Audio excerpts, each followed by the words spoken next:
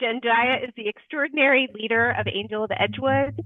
And she and I had an amazing chance to connect and hear her story of moving from serving meals out of her house to essentially running a giant pandemic food distribution center from her street. It's an extraordinary story that I would love to have her share with us sometime. But right now, we're thrilled to have her talk about what is currently happening at Angel of Edgewood and how it can serve particularly the immigrant and refugee women in the community. So Jendayi, I'll turn it over to you. Awesome. Thank you. I actually have a quick video that can kind of sum up a little of everything that we did and how we got started before I go into the speaking points. Sure, I will get that to you. Marie is going to help me with that. Yeah. Candid and inspiring. This is Connecticut in Color on NBC Connecticut. Right now on Connecticut in Color, food is important for both body and soul. When I build that relationship around food, it turns into so many other things. How a woman known as the Angel of Edgewood is giving back to her community. Connecticut's first black church continues to thrive more than 2 centuries after it opens its doors. How this Marie, you can skip this part, just skip it forward a little bit. Lace up your skates. Great state, and this episode, it's dedicated to celebrating Black heritage. We begin in Hartford, where one woman is living proof of what grit and determination can do to uplift an entire community. To most people, gathering supplies from stacks of boxes would feel like work, but to Jendayi Scott Miller, this is a lifelong calling. I'm always up with a new vision, a new idea of how to serve our community, the real needs of people, meeting them where they are. Jendayi doesn't just speak it. I work around the clock. She lives it. Her giving spirit has earned her the nickname, the Angel of Edgewood. I started in my home, serving meals to seniors who were in need during the pandemic. Everything was shut down. They had nowhere to turn. It went from maybe 30, 35 people to 300 a week, and the numbers just kept growing. A catering background, a love of cooking, and honoring her past was all it took. My grandmother. I really wish she was here to see all of this, because that was her thing, blessing others and giving. Even when you don't have, learn to bless others when, you know, you're going through your own storm. You were going through your own storm during the pandemic. There were days that I couldn't walk. I'm always in pain. Just weeks earlier, Jendayi had undergone surgery for uterine cancer. The volunteers who supported me by delivering the meals, they knew, you know, and they would tell me, would you sit down? We got it. I wanted to have my hands on every plate that went out. As the need grew, so did Jendayi's operation. She heard about the federal food box program and the call for help to get that food to the people. I didn't realize I had to be an organization. I just went to the website that they told me to sign up on, and I did. They said, you know, how many refrigerators do you have? And I was like, I have a refrigerator, you know, in my house. And so they said, you know, you don't have like a commercial kitchen. And I was like, oh no, I'm just at my house on Edgewood Street.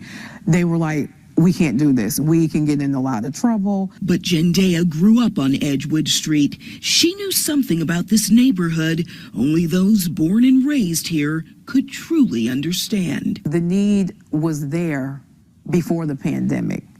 That's how I knew the food would move. That's how she explained it to the USDA. And it worked. The person just trusted me, and she said, I'm going to give you one chance. You can tell by the cars lined up, it's exactly what families in the north end of Hartford were in search of. There is no greater love for humanity, and no greater way to show love for humanity than Yes. feeding someone. Yes. And everything that you do seems to be surrounded. And connected by food. It builds trust. And when I build that relationship around food, it turns into so many other things. For Jendayi, it's turned dreams into 17,000 square feet of reality. This is going to be our main community cafe kitchen. There is pride behind her smile as she shows off what the power of hard work and giving can do. This massive warehouse off Franklin Avenue will be the Angel of Edgewood's fourth operation in 4 years. People will be able to come eat, no questions asked. They will be able to come pick up groceries and shop. We will be able to support other smaller pantries in the community. We are going to offer so many services. Everything that you do takes time, it takes effort, love, and heart, but it also takes money. It does. You're not charging. Not a dime. I can't. People are in need. Sponsors and donors play a key role in aiding Jendayi's quest to help. She created Project Angel Wings, a holiday festival for children and young adults with disabilities. We raise money to try to get everything that they ask for and more. We don't want to provide for just the child that's disabled. We want to help the parents with the other children in the home as well. Great! That commitment extends beyond the holidays with the back-to-school extravaganza. While the kids are having the time of their lives, the parents are able to connect with people like Operation Fuel. People can get job interviews right on site. They leave with full groceries, fresh groceries, the supplies, the new clothes. They leave with everything. Jendayi runs her events just as she plans to run this new hub of help. This place is going to be able to serve a whole lot of people. A whole lot of people, a whole lot of needs, and it can hold a whole lot of love. Most of the people that walk through the door, I see a whole lot of the old me in them. What do you mean by that? The pain, the hurt, the love that's missing. Is this business for you? This is personal. Jendayi's heartfelt mission is nearly complete. $800,000 of this $1.3 million project have already come from the state. Congressional dollars will eventually help open the doors. This will be a sit-down area, the cafe, where people can come in. People can actually see the cooking and everything that's done. And that's going to behind happen the over scenes. here. Yes, yes. Why is that important? We want them to see the love and the passion that goes into assisting them, the love that goes into the food, because the food brings people together. You must be a good cook. Yeah. You make a mean plate. I do. I do. She really can cook. Yeah. She's got so many skills, but what a big heart. Beautiful story. Absolutely. Wonderful work for the community. And what does a plate do for your stomach? My goodness. All right, well, it may be winter, but that hasn't stopped people from rolling in. Thank you. Thank you. So that's Angel of Edgewood in a nutshell. So I'll be quick, but one of the reasons that the work that I do is so successful because my approach isn't the outside looking in, it's the inside out. And so, we're a trauma informed intervention hub on wheels, and we are here to serve everybody. And what sets us apart is the thought process that goes into everything we do. So when we receive food and donations, especially when it comes to immigrant families and different religions and things like that, we have a really low waste rate. And it's because we sort our food based on religious beliefs, ethnicities, and things like that. We don't want people to feel like because they have a need or because they're hungry, you have to take whatever you can get. We want to treat people with dignity, because giving away food is really one of the hardest jobs to do. And so, people when they feel welcomed and respected, and you build that trust, they open up, and we're able to serve them in so many different ways. But we make sure that if we have a specific um, bean, protein items or whatever, if it's more popular in the South End or amongst the Hispanic community, that's who we will, distribute that food to. And with all the other ethnicities, it's the same. Excuse me, I'm a little all over the place because this medication that I'm on. But one thing that's near and dear to me is our immigrant community. It's not only hard for them as members of the community to receive food, but this was something that was, hard for me when I was receiving help, because everyone, isn't supportive of helping the immigrant community. And so there's a lot of times where I had to walk away from funding, because if I couldn't serve everybody with love, regardless to their citizenship status, I didn't want the help. And those families, it is so hard to try to serve them, because you have to be strategic. These people are just trying to live every day, but they're also watching over their shoulders for ICE. And now that executive orders have changed in our government, it's tougher now. And those families, they just need support. They wanted to come to America to live this dream that they'd always heard about, and being able to take care of their families. It is a struggle, right now, how we serve those families, because some events that we have, food events, the families don't come out as much as they used to, because they're scared of being picked up. And we try not to serve, in really big public places or on the street where we don't have any jurisdiction over. And then whoever can just come in and just take people away and rip their lives apart. One of our partners is Doro Restaurant Group, Zahara's Mediterranean Kitchen. And because a lot of their staff are immigrants and things like that, they are so very supportive of us, and they help us serve food throughout different communities and connect us with churches. And it's like, it's almost like this entire underground operation. But the mothers, they face immense pressure.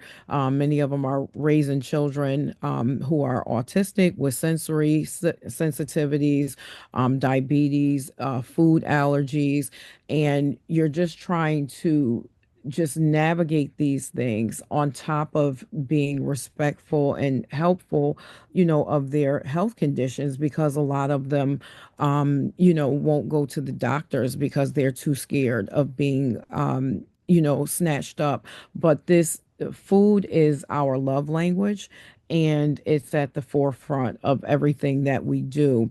And we've also become like this liaison between other larger trusted partners.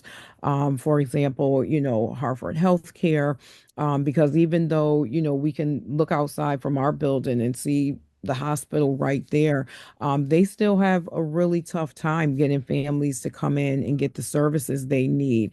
And so we build this connection between the community and the hospital. And so once they come through Angel of Edgewood, they know that, we're not here to set them up or to hurt them in any way. And we just want to get their, health needs taken care of. There's other organizations who try to help the immigrant families, but some don't. Some are just on certain sides of towns. Angel of Edgewood, we have a calendar where we're in different churches and businesses throughout the North and South End, wherever we need to be to make it convenient for these families. We have an outreach team who goes into homeless encampments and bring food and deliver it. And this is just a really, really uh dark time for those families and for those who really care and want to help them, as well as the LGBTQ plus communities, especially the youth. There's such a huge rise in the suicide rate. We had one of our youth uh, young ladies who was part of the community who committed suicide a couple of months ago. And so between that and the undocumented families, we need all of the support that we can get, from funding to, just hands-on support.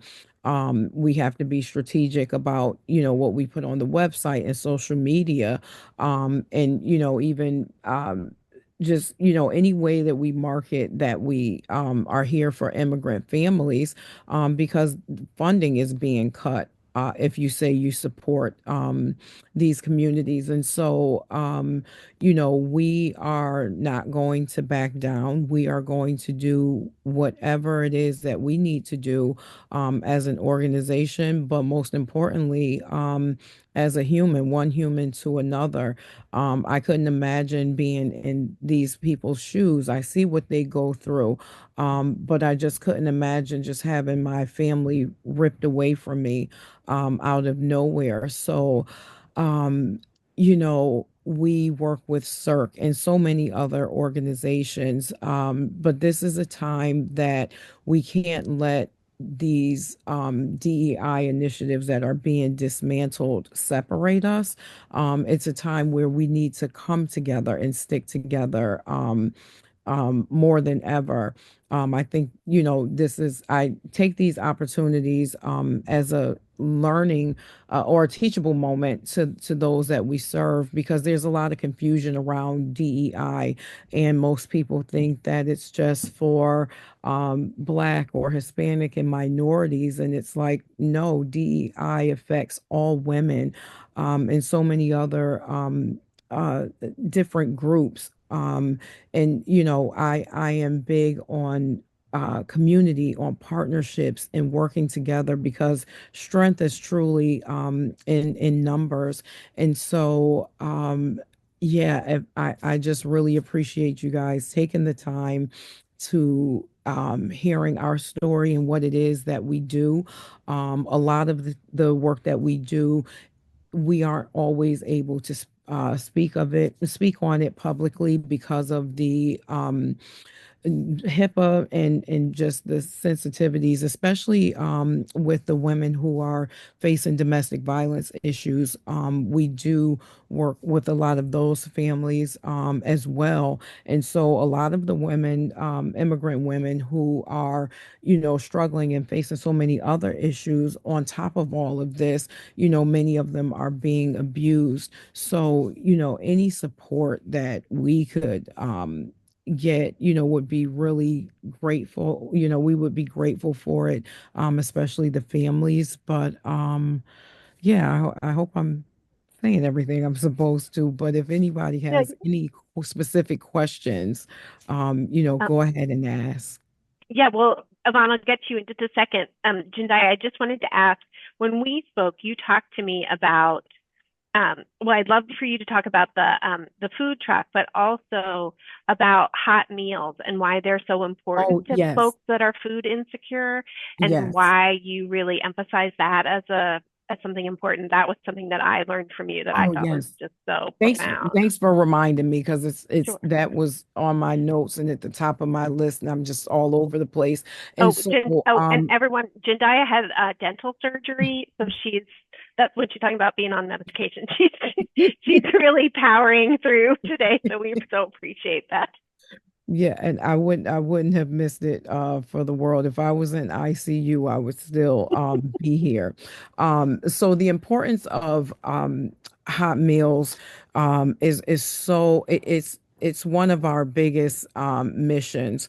What people don't realize is the layers of complexities with the food insecurities. And so in our city, in and around our city, most apartments are all cold flats, which means their rent is they don't come with utilities. I mean, not utilities, appliances. And so if their rent is paid at 100% by Section 8 or subsidized, they don't have any income. And so people don't realize many families are living with no appliances, or it could be a family of seven who has a small dorm size refrigerator with no access to a freezer or anything. And so it's easy to say, what choices people can make. You'll hear people say, well, they get all this money in food stamps. How come they're always out of food? And so a lot of these families don't have a way to store it. They're using their SNAP card to go to bodegas and stores, multiple times a day, times each child. And a lot of these stores take advantage and price gouge. And so they're going to get uh, ramen noodles and Velveeta mac and cheese, things that are high in sodium. And so it is very easy to go through, $1,500 in a matter of 2 weeks or 2.5 weeks. And so as the weather is breaking, I always tell people, everyone's getting ready for the summer and have all these plans. But this is a really sad time for our families because when when it stops when it stops snowing and the weather warms up, these families aren't able to um, buy meat and stick it in the snow or have a cooler and stick it outside. And there a lot of them are operating with one electric skillet, a plug-in eye that they may get from Walmart. And so it's heartbreaking. So when we serve food and to hear families say, you don't know the last time I had, something baked in the oven or a home cooked meal, and they really don't have many options.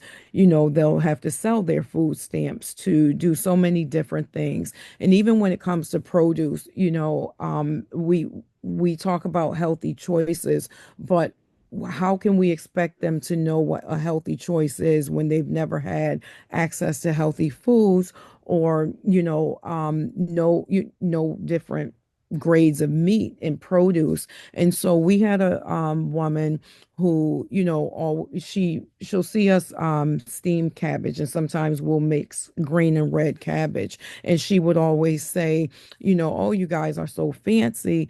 When are you going to tell me what food coloring you use to turn the cabbage this color? I want to do that for my family one day. And it's funny, but it's not funny because it's the reality of the folks that we're dealing with in the community, that they don't know that red cabbage grows out of the ground. So how do we expect them to make healthy food choices? I usually go in the stores locally every few weeks and I take pictures. Recently, I'd gone into Bravo and on Albany Avenue in the plaza. And so, I always take pictures of the produce. And so there's produce with visible mold on it. There's food that's expired and things like that. And it's really disgusting. And it's disgusting that our families, these are the choices that they have no choice but to make or take. Because this is all they have access to. There's no grocery stores, and there's also no one teaching them how to make better choices, the produce is supposed to look like, how to grocery shop, how to make budget friendly choices in meals that stretch for their families. And so, we see all these things that are on social media, like the mukbang and the crab legs and all these, expensive delicacies. And so, you have folks who are going out trying to, buy crab legs for their entire family for dinner, which, a family of 7 or 8 can wipe out their benefits rather quickly. And so, we try to share videos and recipes of cooking, even when we make food bags to give away with the items that they have in the bag.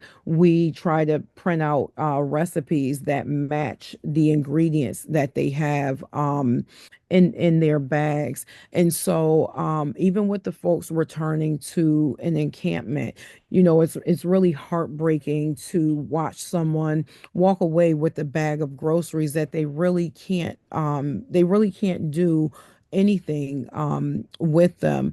We work with Hartford Police Department, where some of the officers will come by and they'll fill their trunks up with food, because they said a lot of times when they go out to a call where family members are, fighting and it gets really ugly, a lot of times it comes down to who ate the last of something. And so, now their outlook is, if we can eliminate someone being arrested, getting a record, and going through all these legal processes, when we can just fix the situation with a bag of food, that's what we'd rather do instead. And so we build these connections throughout the community, and we educate other organizations and community partners on the complexities of the community, so they have a better understanding when approaching them. That's awesome. I'm going to let Yvonne ask her question. Yvonne, do you still want to? Thank you so much. Jendayi, thank you so much for everything that you are doing. It's just absolutely incredible. It is just, you're filling so many needs. And I loved what you said about giving people dignity and making sure that they have a fundamental need, based on even Maslow's hierarchy of needs. Food is one of those, just like shelter and heat and those other aspects. Two quick questions for you. One, do you have any partnerships with Connecticut Food Share as a support system? And then I also wanted to inquire with you about Interval House, because I am vice chair of the board there for Interval House. And so wanted to see if you had any connections there for support for those who might be experiencing intimate partner violence. Yes, so we are very close to Interval House, and Mary Jane Foster is a very good friend of mine, and she supports me in everything. Anything I need, I can call her up, and we also any donations that we get, I make sure that they're supported. We recently had a woman purchase some. Playpens, pack and plays, and some other baby items, and donated them, sent them through Amazon. But I didn't have a mom with with any newborns at the time, and we brought them over. And Mary Jane said she said the staff was more ecstatic than the parents were. She said, you would have thought you dropped off gold. But yes, we are working with a lot of the families, the women who are there, and also when they transition. My husband is a realtor, and unlike a lot of realtors who don't like dealing with rentals, it is one of his specialties, and he loves working with rentals. And so it's like this extended branch that we have. And so he works with the moms with finding apartments. We try to match them with landlords who are, understanding, and just getting them in the right place, helping them select the right home for them and their family, where they can access schools and groceries and things like that. So yes, we do have an excellent relationship with Interval House. And what was the other question again? I forgot that quick. That's okay. I was asking about Connecticut Food Share as Yes. well. Yes. So, yep, we do have a relationship with Food Share. We haven't been able to get any deliveries at this time because our warehouse is under construction. And Mm, so we were in the process of getting a smaller location, yeah, just like a smaller warehouse where we can distribute and cook out of. And so we were supposed to be working with Blue Hill Civic Association and acquiring a space on Albany Avenue so that we could get donations in, be able to distribute them and still provide outreach services. And with everything that has happened recently with Blue Hill Civic Association, um, it paused it temporarily for us, and we couldn't move forward. We just had to separate from the situation, but now I'm kind of like back at ground zero. And so Doro Restaurant Group and Zahara's Mediterranean Kitchen is in the process of helping us find a space. They have been in conversations with First Church in West Hartford. They have a shared kitchen that we're working on. And Scott Miller, the owner, is going to pay the rent for us for the shared kitchen so that we can continue to get hot meals out and keep them going. But we're not exactly sure about the space for outreach services because we need to find like a temporary office or just where families can come and meet.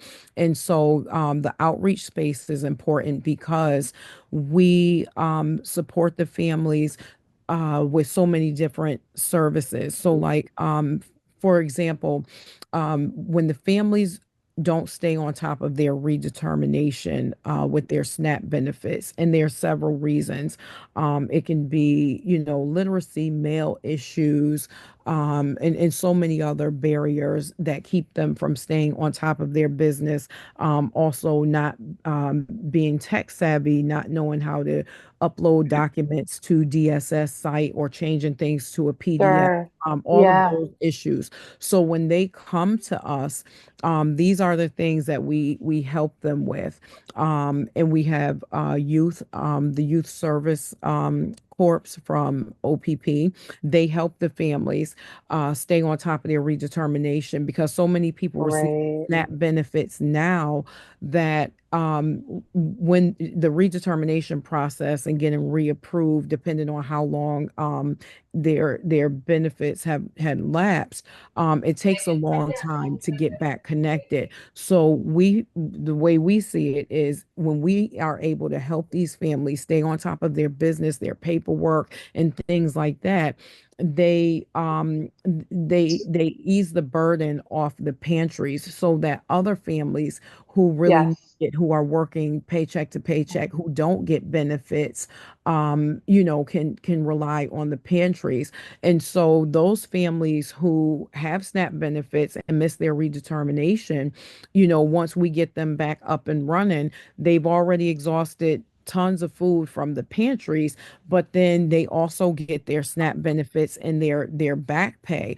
So once their redetermination is reinstated, they could also get like $3,500 loaded back on their cards once their paperwork is caught up. But now Mm, we have pantry shelves that are empty. It's hard right. for us to fill them. And the families who really could use the help, it's not available to them. We also are very strategic when it comes to the types of food that we request. We also do kosher food drives. Right. Because there's, stereotypes, and I'm big on dismantling stereotypes. Thank you. People think Thank you that so much, Jendaya. yeah.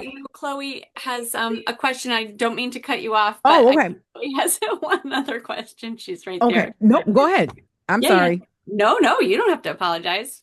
Thank you. I may have missed this. First of all, I want to echo what Yvonne said, Jendayi. Thank you so much for what you're doing. It's amazing, and especially in Thank such you. difficult times. And your model of working from the inside out is a great one. Can Thank you you. tell us, thank you. Can you tell us what you would use our um, money for? I don't know if I missed that. Would it be the overall program, or would you be targeting some specific component? No, it would be specifically food, the mobile community cafe, purchasing food for hot meals, because that's the greatest need. The other reason being is when we got help purchasing this food truck, and Matt Ritter helped us, and I went to the legislators and I explained how many food pantries. So technically registered on paper, there are only 8 registered food soup kitchens in Hartford. And so they're limited hours. Some aren't open every day of week. Some are just a couple times a month. There's no food in the evenings, weekends, or holidays. And so this food truck will go out in the afternoons and evenings, late evenings when no food is available. Holidays and weekends, the truck will be deployed and on different sides of town. It's also sensitive when it comes to children who are autistic. So, we make sure that, it's a silent, it's a silent transition. It's not loud music. We have a generator on the truck that, isn't, loud running and things like that.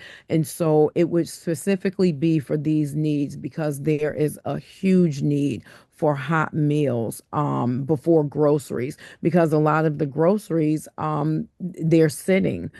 People can pick them up, they can go to the pantry, but they're sitting. And the other issue is a lot of folks, and some of them have sadly made a job out of it, but they're taking the food from the pantries, bringing it to local bodegas and stores, selling it to them just to get some money to be able to purchase hot meals.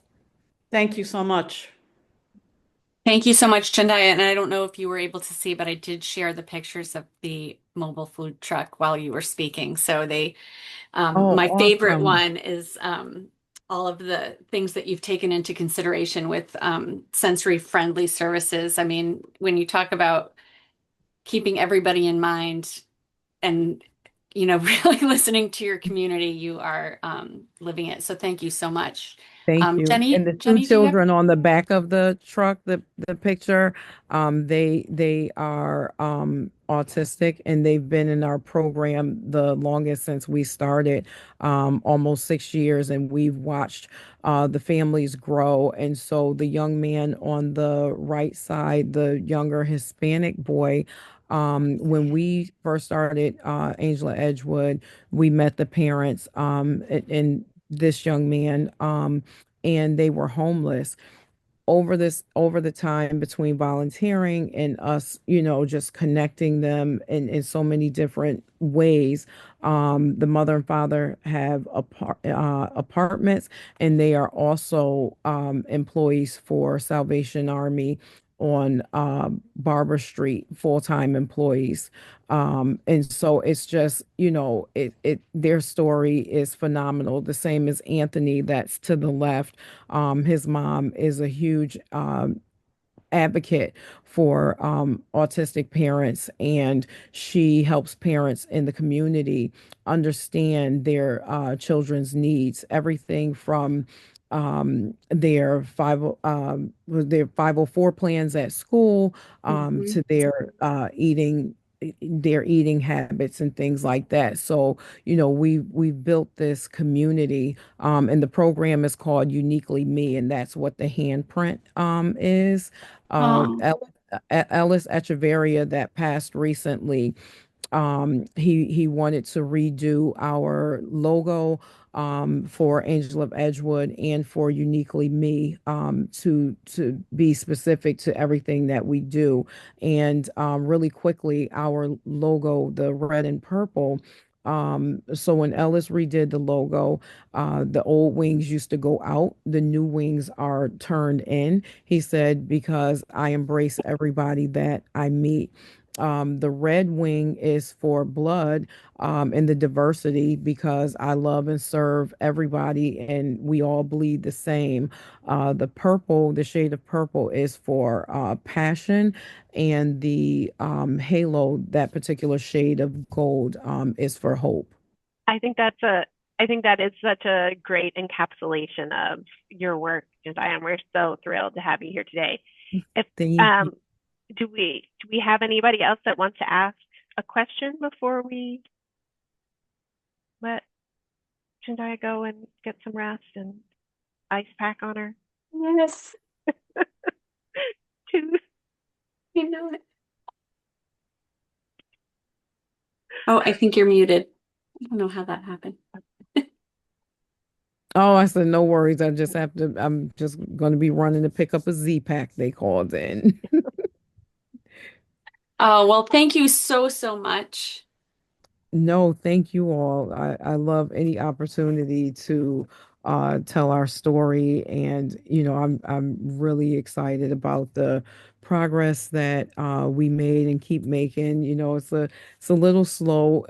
We run into hurdles sometimes, but when you're doing things the right way, it takes time, and I'm just proud and I'm honored to be able to serve the families that we do. I've had volunteers that I've had to get rid of in the past because I don't like people to say certain things or make people feel like, we're doing them a favor. No, it's the total opposite. It's a complete honor for us to be able to serve our community. Oh, you're amazing. Thank you so much. And all of the people in the chat feel the same way. If you can't, I will be Thank sending you. you a recording. So Yeah, take yeah. care. You take care of And I'll yourself. drop my information in. You can share it. It's public. My number's all over the trucks and anywhere anyone can contact me, at any time. Thank you so much. So much. Thank you.